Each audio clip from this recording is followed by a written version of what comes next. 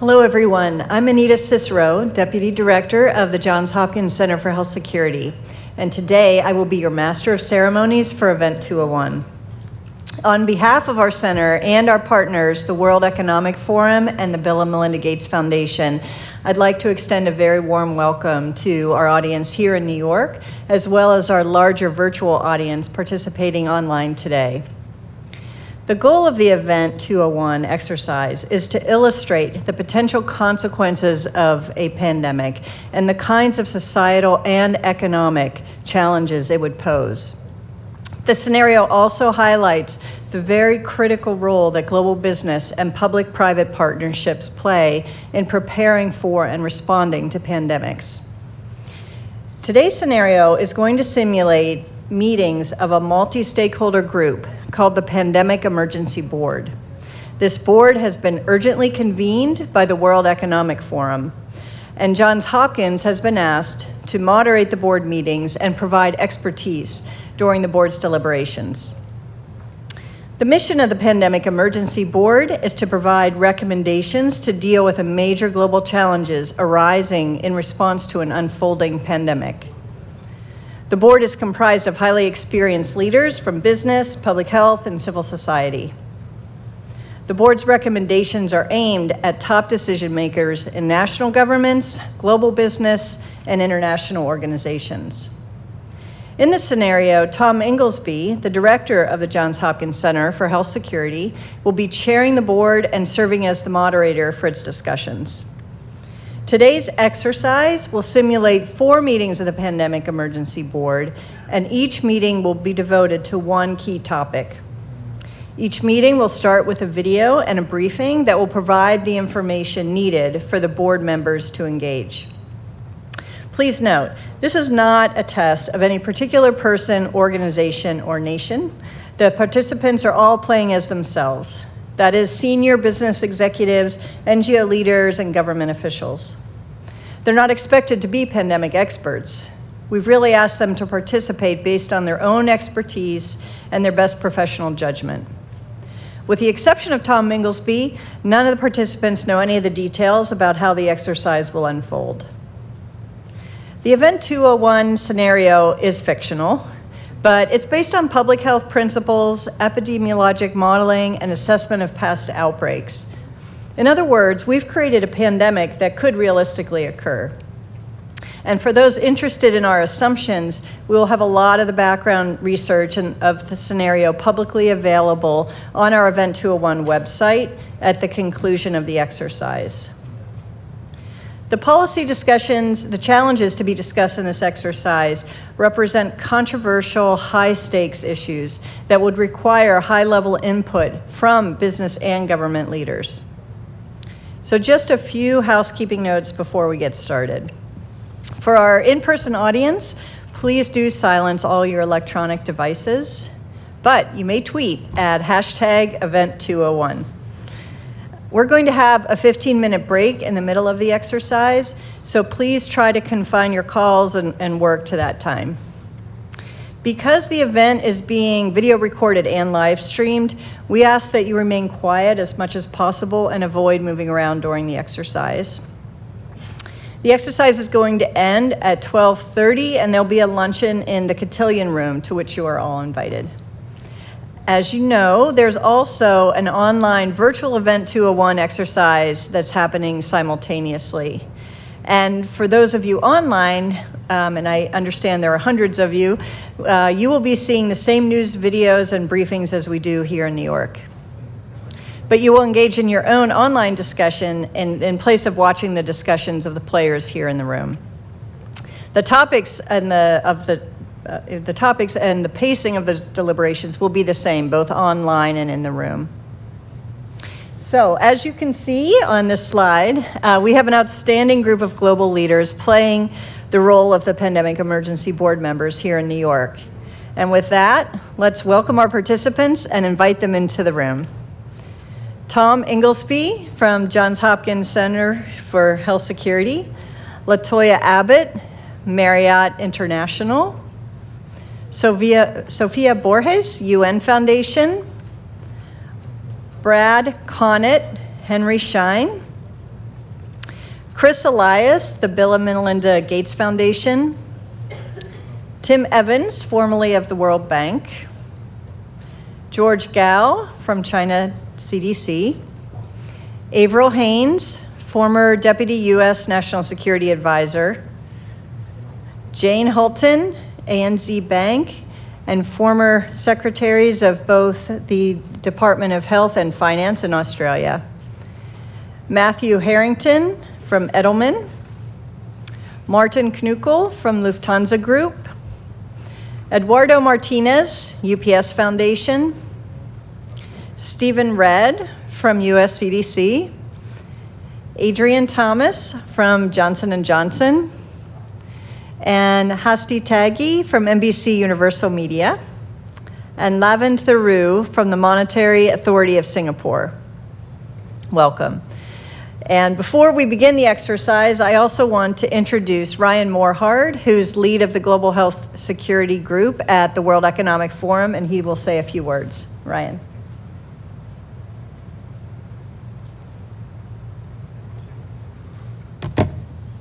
Thank you, Anita. And good morning and welcome again on behalf of the Center for Health Security, the Bill and Melinda Gates Foundation, and the World Economic Forum. Welcome to event 201. 201. Throughout our session today, I hope that number will represent two dimensions of our work to strengthen global health security. First, today, there are 200 epidemic events every year, and it hasn't always been this way. The number is increasing, driven by globalization, climate change, urbanization, deforestation, and other trends of our modern world. In other words, we're in a new era of epidemic risk. And the second dimension is that one of these days, one of these epidemic events will be a pandemic, a fast-moving pandemic. And mitigating risk and impact of that pandemic will require an all-hands-on-deck approach. And we know from past responses that public-private cooperation will be essential. We also know from these responses that there are some bright spots when it comes to public-private cooperation, but some real critical challenges remain. But there's every reason for us to work together to address these challenges. For one, it turns out that at $570 billion annualized, the annualized risk posed by pandemics is on par and rivals with climate change, which means that the pandemic risk to lives and livelihoods is at a level that governments and the world's biggest businesses can no longer afford to ignore. And we are counting on this conversation today to inform our work together to improve our collective preparedness and to protect lives and livelihoods from pandemics. And to provide further context, I'm very pleased to introduce a short video now from Dr. Mike Ryan, the Executive Director at WHO and the head of WHO's emergency program. So with that, we'll turn to a video.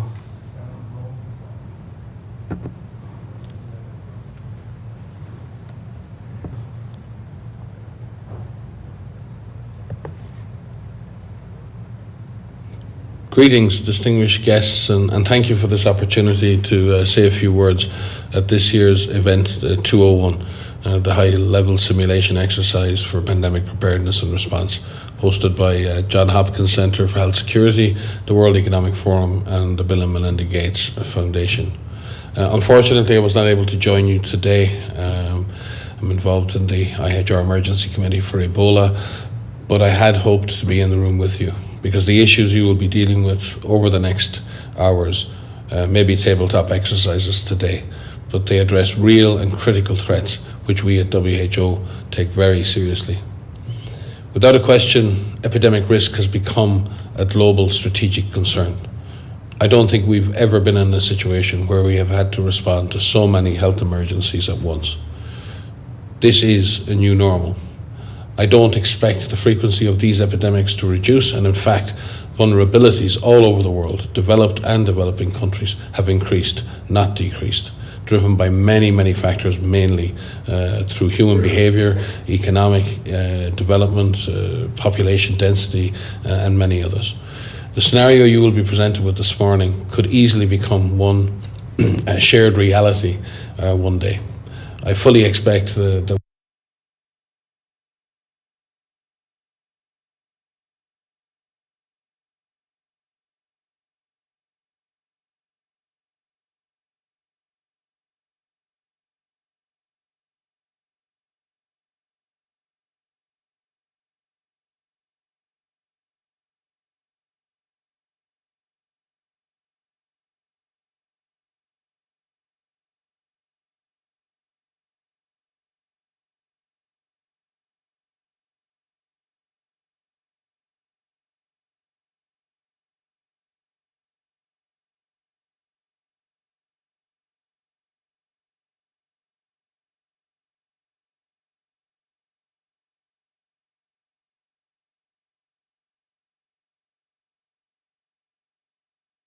we will be confronted by a fast-moving, highly lethal pandemic of a respiratory pathogen.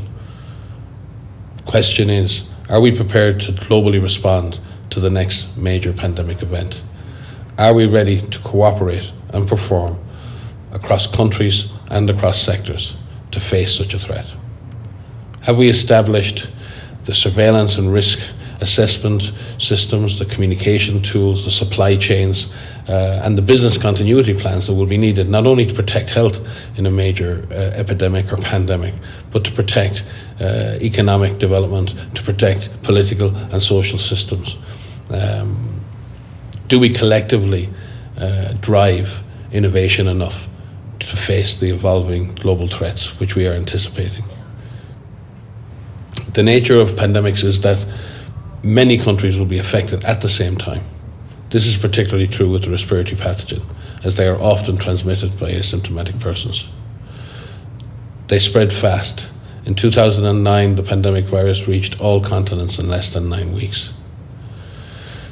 WHO's priorities are to establish a minimum capacity to detect and respond in each country around the world, to develop global strategies for the containment and control of individual disease threats, and develop global mechanisms to ensure cross-sectoral and multinational, multilateral coordination.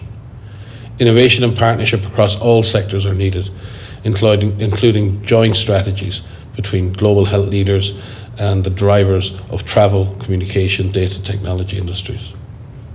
WHO is working at all levels through a variety of partnerships to strengthen national and regional preparedness, such as GORN, the Global Outbreak Alert and Response Network. Through the PIP framework, adopted by WHO member states in 2011, WHO has secured 400 million vaccine doses for influenza, 10 million antiviral treatments, and 250,000 diagnostic kits for the next pandemic. We have completed external evaluations of surveillance and response systems in over 100 countries and carried out more than 50 simulation exercises at country level, looking for vulnerabilities and weaknesses in national systems. This voluntary, collaborative, multi-sectoral process helps countries to assess their capacities and identifies the most critical gaps within their health systems in order to prioritise opportunities for enhanced preparedness and response. The Pandemic Supply Chain Network, part of the Epidemic Readiness Accelerator, which is a project of the World Economic Forum in partnership with many, including WHO. It's a public-private collaboration to develop a globally connected supply chain that can support health emergency operations during a pandemic. Stakeholders consist of product manufacturers to logistics providers, distributors, and UN partners, including ourselves. Michael Griffin is WHO's focal point for the Pandemic Supply Chain Network, and he is there with you this week. Constant innovation and the use of cutting-edge technology is key to pandemic preparedness. In order to pool data and analytics at a global scale for disease prevention, the EpiBrain initiative, a global data ecosystem, aims to build a collaboration of big data networks to understand and predict epidemics. It supports data science, innovation for outbreak preparedness and response. Despite this progress, there is still much to be done. Cross-sectoral simulation exercises, such as the one you will be experiencing today, contribute to a better understanding of the critical gaps, the cooperation required from global businesses, response decisions required from government and public health leaders to minimize large-scale economic and societal consequences of a severe pandemic. I wish you the best of luck, and we are looking forward to working with each of you to strengthen pandemic preparedness in the future. Thank you. And our thanks to Dr. Ryan. And with that, here in New York and online, welcome to Event 201. It began in healthy-looking pigs, months, perhaps years ago. A new coronavirus spread silently within herds. Gradually, farmers started getting sick. Infected people got a respiratory illness with symptoms ranging from mild flu-like signs to severe pneumonia. The sickest required intensive care. Many died. At first, the spread was limited to those with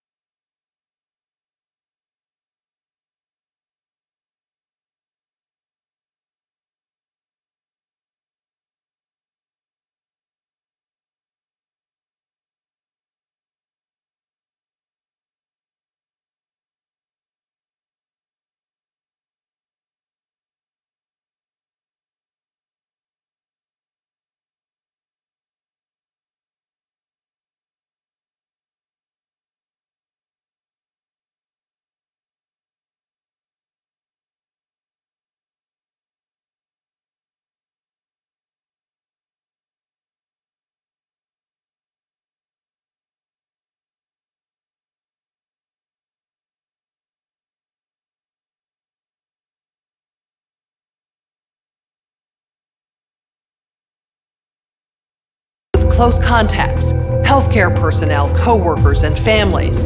But now it's spreading rapidly throughout local communities. International travel has turned local epidemics into a pandemic spanning the globe. Just 3 months ago, CAPS started in South America, but has now reached several countries with more than 30,000 cases and nearly 2,000 deaths. Good morning, and thank you all for being part of this Pandemic Emergency Board. We're at the start of what's looking like it will be a severe pandemic, and there are problems emerging that can only be solved